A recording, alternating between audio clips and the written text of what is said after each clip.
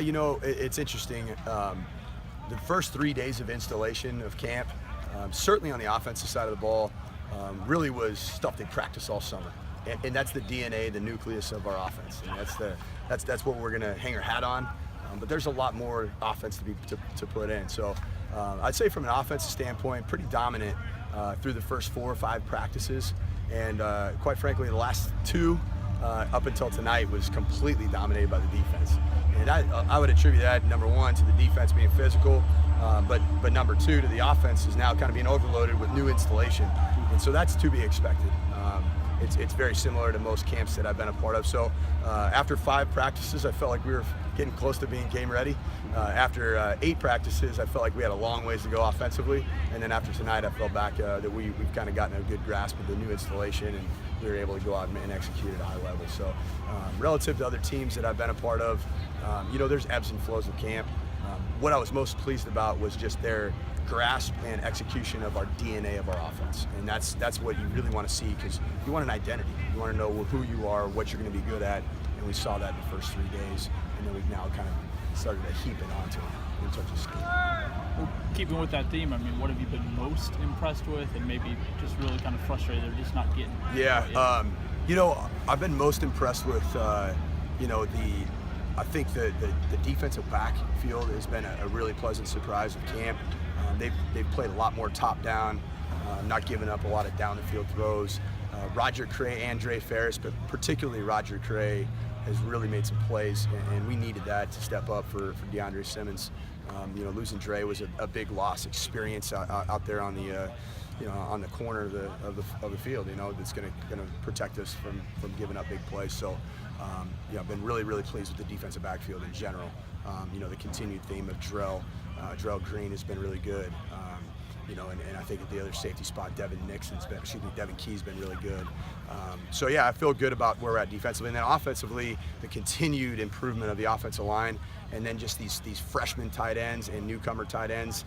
Those 3 guys are talented, and they're going to really add a lot to what we're doing offensively, to have 5 very good tight ends, talent-wise. And they're picking schematics up very well. I think if you were to talk about those, Myquan Dean brings a different level of speed that I haven't really been around a lot of at that position. He's got some serious speed. Can really blow the top off. And Steve Wachowski, he's going to be your Swiss Army knife, the tight end, fullback, H-back, move him around. You can play him in line.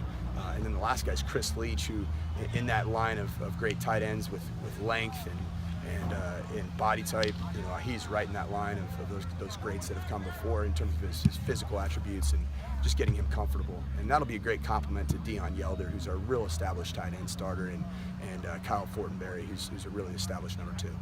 You've added Cameron Eccles-Looper to the team, grad transfer, a lot of experience. What does he bring to that? Well, he brings game experience, and Mike White's he's always looking for as many weapons to surround himself with, and so are we as a program. And his speed, is verified by being on one of the elite 4x100 teams at TCU. I mean, this is a guy that was a Big 12 champion as a jumper, and also a champion as a 4x1 runner as a freshman, sophomore, right in there at TCU. So, and the fact that he's returned punts for touchdowns in Big 12 games, that's significant. I think this is a great fit for him culturally. This is a group of guys that love playing the game, and he's got an unbelievable energy. Even him being out here in his first practice in helmets, which didn't match the rest of the gear, it was fun to watch him bring up the level of energy just by his presence.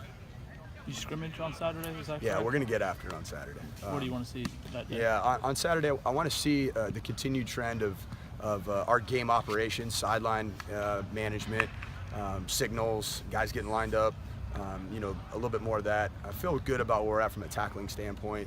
I love to play tackle football. If you guys were at spring ball, saw a lot of live snaps, and we do the same. We're doing as much as we can, but also got to be smart. Tonight was going to be a live tackle practice, and it's why you have a 41-year veteran on your staff that has a great feel for making good decisions. And Coach White and my father kind of talked me off the ledge, and we went to playing more of a thud practice, no tackle to the ground, and I like our results.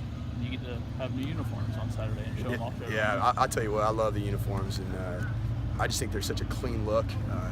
with that chrome helmet, it makes that, if you have a beautiful red jersey with that swoosh on it, or a white jersey with white pants, you're gonna have a really, really good looking jersey.